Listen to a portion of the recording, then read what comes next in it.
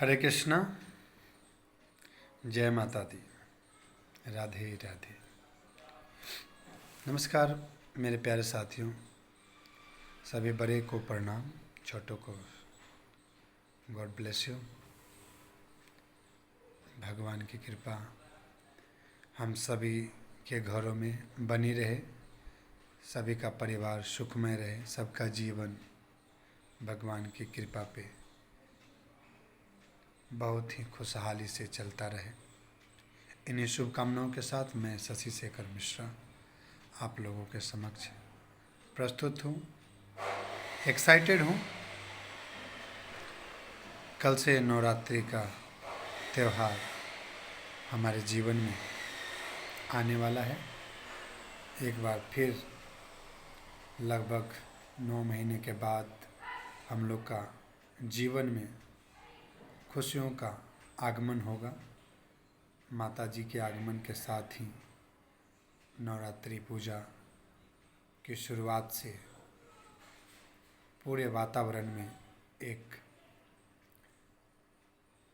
बहुत ही प्रेरणादायक, ऊर्जावान और सक्रिय माहौल का जन्म होगा। कोरोना के काल में एक तरफ जहां हमारा जीवन रुक गया था, कई प्रकार की हानियां हुई, लेकिन इस कोरोना ने हमें आध्यात्म के काफ़ी नज़दीक भी लाया है। आपसी बंधुत्व, भाईचारा में जो मिठास आई है इस पीरियड में, वो कोरोना का ही देन माना जाएगा। आज प्रेम बढ़ा है, हमारा आपसी संबंध मजबूत हुआ है। दोस्तों, मैं बात करता हूँ कि ये जो नवरात्रि है, जो हम हर साल मनाते आए हैं, लगभग हम भी 30 साल से देख रहे हैं। बाल्यावस्था में थोड़ा ज़्यादा ही इंतज़ार रहता है दशहरा दिवाली का, क्योंकि उसमें छुट्टियां होती है और हम लोग को एंजॉय करने का मौका मिलता है। देखते देखते समय पता नहीं चलता और आज इंसान युवा हो जाता है। कई लोग प्रौढ़ हो गए हैं, कई लोग युवक हो गए हैं, कई लोग किशोर हो गए हैं। ऐसे ऐसे अपनी विभिन्न सीढ़ियों को सभी लोग चूम रहे हैं, प्राप्त कर रहे हैं। अब बात यहाँ आती है कि हर बार तो हम नवरात्रि मनाते ही हैं, इस बार की नवरात्रि कुछ स्पेशल हो। स्पेशल ये हो कि जिस दुर्गा को हम जानते हैं, जिस माता जी की हम आराधना करते हैं, इस नवरात्रि काल में उनको समझना होगा। केवल नवरात्रि के पाठ करने से, दुर्गा सप्तशती करने से कुछ नहीं होगा। उसमें लिखा हुआ है, सर्वमंगल मांगल्ये शिवे सर्वार्थ साधिके शरण्ये त्र्यंबके गौरी नारायणी नमस्तुते। सर्व मंगल मांगल्य, सभी के मंगल मांगल के लिए प्रार्थना करते हैं हम लोग। केवल अपने के लिए नहीं, विश्व की शांति के लिए भी करते हैं। बहुत सारे मंत्र हैं दुर्गा सप्तशती में जो संपूर्ण मानव जाति के लिए, संपूर्ण जीवों के लिए, संपूर्ण सृष्टि की रक्षा के लिए, कल्याण के लिए समर्पित है।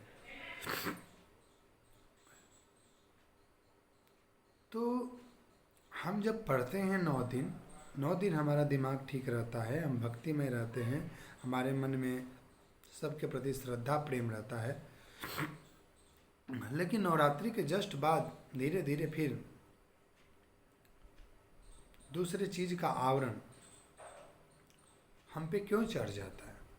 क्यों 9 दिन बाद हम फिर अपने पुराने जीवन में लीन हो जाते हैं? मैं ये नहीं बोल रहा हूँ कि जो आप बिजनेस करते हैं, नौकरी करते हैं, उसे छोड़ दीजिए, लेकिन बात है कि उन 9 दिनों में जो आपने स्वाध्याय किया, लोगों के कल्याण के लिए कामनाएं की, जीवों की रक्षा के लिए जो प्रार्थना की, सबका यश हो, अपने देश का नाम रोशन हो, अपने माता पिता, अपने राज्य, अपने परिवार, अपने समाज, समुदाय, जाति विशेष, धर्म, सबका, सब धर्म, हमें किसी से कोई नफरत न हो, इसका जो पाठ पढ़ा उसका क्या हो जाता है। इस नवरात्रि के काल में कई लोग रामायण पाठ भी करते हैं और हम सभी जानते हैं कि लंका वध किया जाता है 10वें दिन। तो इन सभी बातों को लेकर आज मैं आया हूँ साथियों। रामचरित्र मानस का पाठ कर लेने से बहुत बड़ा बात नहीं होगा। रामचरित्र मानस का पाठ अपने आप में एक समुद्र है, उसमें इस पार से उस पार जाना अरबों खरबों में एकाध लोगों की बात है, और जरूरत भी नहीं है, उतना हो ही नहीं पाएगा तो जरूरत भी नहीं है। लेकिन मैटर ये है कि जिस राम को हम मान रहे हैं, उनकी आराधना कर रहे हैं, सुबह शाम आरती कर रहे हैं, तो उसके चरित्र को अपनाने में इतना दिक्कत क्यों है। राम वो हैं जिनका कल राज्यारोहण होने वाला है और आज सूचना मिली है कि अब कल वनवास जाना है। कुछ दिन पहले हमें किसी ने बताया कि सूचना मिल गई तो फिर सोचना नहीं है, दिमाग नहीं लगाना है। यही काम श्री राम जी ने किया। सूचना मिली और तुरंत नो यस इफ बट किंतु परंतु दुनियादारी, इसको जुगाड़ लगाएंगे, इसको पैर भी लगाएंगे कि मेरा टल जाए, इसको मनाएंगे, पापा को मनाएंगे, गुरु जी को मनाएंगे, पूरा जनता को अपने पक्ष में खड़ा कर देंगे, कैसे हमको कोई वन में भेजेगा। नहीं, बहुत हो गया है ड्रामा। जो हो रहा है उसे होने दीजिए, विश्वास कीजिए हम भी ऐसे ही होने दे रहे हैं। क्योंकि प्रभु का जो सिस्टम है ना, प्रभु का जो योजना है, वो योजना कभी फेल नहीं होगा, चाहे तो आप कितना भी उपाय कर लीजिए। और उस योजना के साथ अगर चलेंगे ना, तभी काम होगा। काम तो ऐसे भी होगा, लेकिन फिर बहुत दिक्कत होगा, आपको परेशानियाँ होगी। जाना तय है, वन तो जाएंगे। अब जितना आप लेट करेंगे, रोएंगे, गिड़गिड़ाएंगे, इसके पास उसके पास दौड़ेंगे, और फिर जाना तो है वन। तो इससे अच्छा है ना कि एक्सेप्ट करिए, जो आपके साथ हो रहा है उसको स्वीकार कीजिए, और अपना वहाँ क्या कर्म है वहाँ से नया जिंदगी का शुभारंभ कीजिए। राम कोई दशरथ के पुत्र नहीं थे, केवल दशरथ के पुत्र, राजा के पुत्र, ऐसा देखे क्या आप उनके जीवन में। राम से बड़ा कष्ट इस धरती पे किसी को हुआ ही नहीं। जन्म लिए तुरंत गुरुकुल, बाहर में शिक्षा, गुरुकुल से आए, चलो भाई शिक्षा ग्रहण किया ना, प्रोटेक्शन करना है, विश्वामित्र जी लेके चले गए जंगल, चलो चलो हम लोग की रक्षा कौन करेगा, जो सिखाए हैं उसका यूज को। उधर ही शादी हो गई, आए कुछ दिन ही रहे, अब राज्याभिषेक होने वाला है, तो लो कैकेयी और मंथरा का संयंत्र, लोकसभा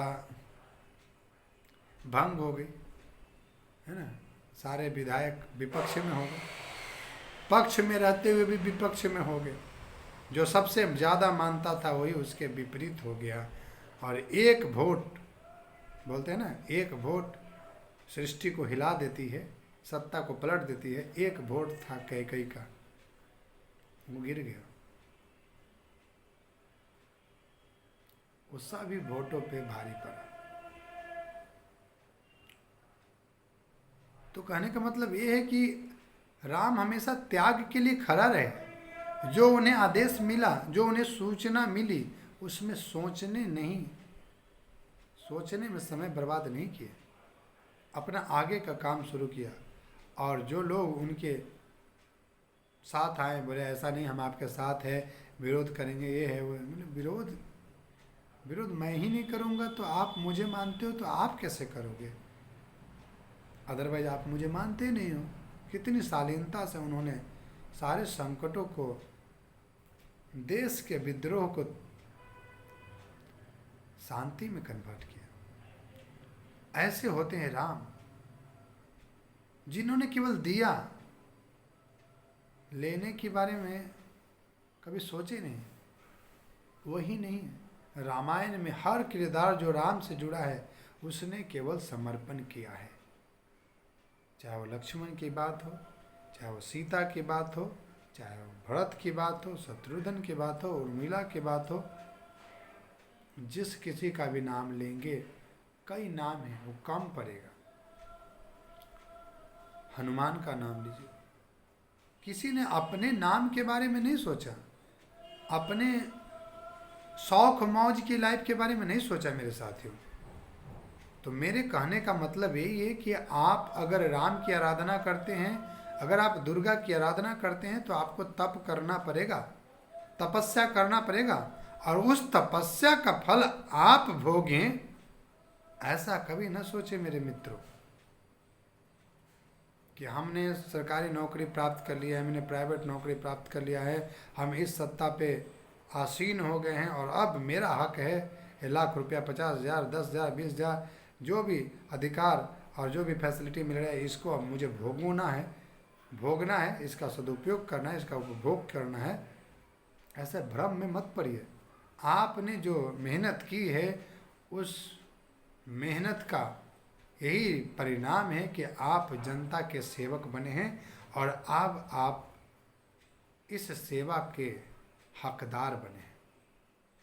आपने जो तपस्या की है, सबको नसीब नहीं होता कोई भी सेवा करने का मौका, चाहे तो कोई भी छोटा या बड़ा हो, तो सेवा की भांति करिए, और आपका काम है केवल करते रहिए, आगे बढ़ते रहिए, चलते रहिए। कौन आपके साथ में आएगा, कौन नहीं आएगा, कौन प्रशंसा करेगा, कौन बुराई करेगा, इसकी चिंता नहीं करना है साथियों। रामचरित्र का मानस पाठ जो है, वो केवल 9 दिन में खत्म करने का पाठ नहीं है, उसको तो पूरे जीवन काल में जपने का नाम है, अनुसरण करने का नाम है। एक एक शब्द में कई साल लग सकते हैं उनको आत्मसात करने में। जैसे कोई शब्द है विश्वास, इतना छोटा चीज नहीं है।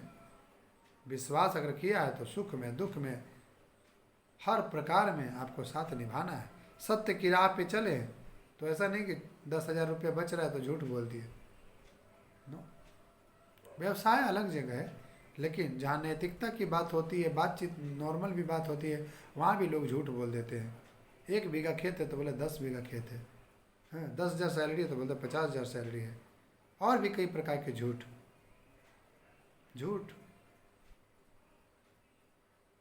झट से समाप्त हो जाता है और सत्य प्रकट हो जाता है।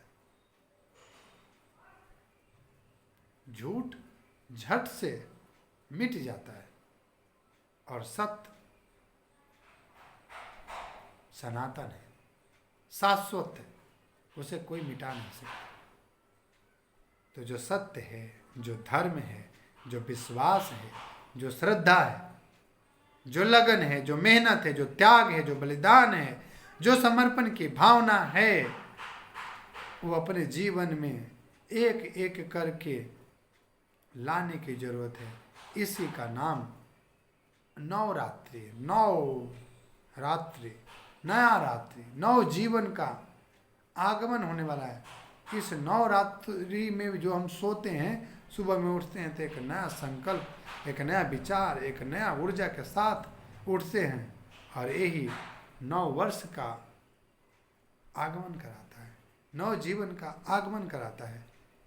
तो मेरा लंबा वीडियो ना हो, मेरा यही आप लोगों से अनुरोध है मेरे साथियों, कि अबड़ी बार जो नवरात्रि हो वो केवल पाठ करने वाली ना हो, बल्कि जीवन में एक एक संकल्पों को, एक एक विचारों को जीने का हो। मानवता के लिए जिए, जीवों की रक्षा के लिए जिए, एक दूसरे की मान प्रतिष्ठा इज्जत के लिए जिए। आपके रहते जहाँ तक आपकी दृष्टि जाती है, असत्य ना होने दें, कोई भी भूखा ना रहने दें, हर प्रकार के लोगों को जीवन जीने दें। मेरी यही प्रार्थना है आपसे कि सबका सहयोग करें, सबका साथ दे, सबके विकास में अपना योगदान दे। और अगर आप ऐसा करते हैं तो समझिए कि आप राम के साथ हैं, आप दुर्गा जी के साथ हैं। बिना सहयोग के दुर्गा जी ने भी महिषासुर का मर्दन नहीं किया। सभी देवताओं ने उनको अपने अस्त्र शस्त्र दिए हैं, ठीक है। उन्होंने भी तपस्या की है, उन चीज़ों को ग्रहण करने की क्षमता विकसित की है, तब जाके दानव रूपी महिषासुर का समापन हुआ है। आज भी हमारे समाज में ऐसे कई महिषासुर हैं, हिरण्यकश्यप हैं, ठीक है, जो कई भेषों में घूम रहे हैं और समाज में अनैतिक, असामाजिक, अधार्मिक और कई घृणित कार्यों को संपादित करने में, अपने गलत मंसूबों को पूरा करने में लगे हुए हैं। भ्रष्टाचारी, मिथ्याचारी, अनैतिक, व्याभिचार, इन सबों को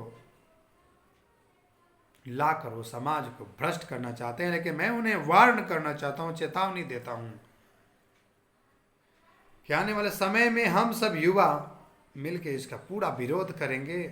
एक नया भारत का निर्माण जरूर होगा।